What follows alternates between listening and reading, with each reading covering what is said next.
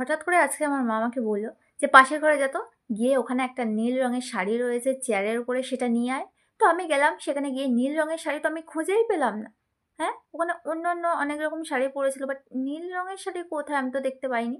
আর তারপরে এসে আমি বললাম অনেক খুঁজেছি, কিন্তু আমি নীল রঙের শাড়ি ওখানে পাইনি।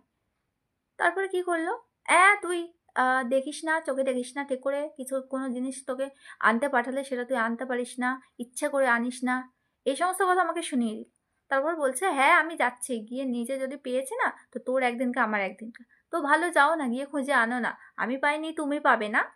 তো গিয়ে সেখান থেকে হঠাৎ করে একটা আকাশি রঙের শাড়ি এনে বলছে, এটা কি? এটা কি? এটা চোখে দেখিস না? এটা আমি কোথা থেকে পেলাম? এটা তো ওখানে ছিল। মানে নীল রং আর আকাশি রং কি এক? আমাকে বলেছিল নীল রঙের শাড়িটা আনতে, আর আমি সেখানে নীল রঙের শাড়ি পাইনি তাই আনিনি। সেখানে গেলে আকাশি রঙের শাড়ি এনে বলছে এটা নীল রঙের শাড়ি। সহ্য করা যায়?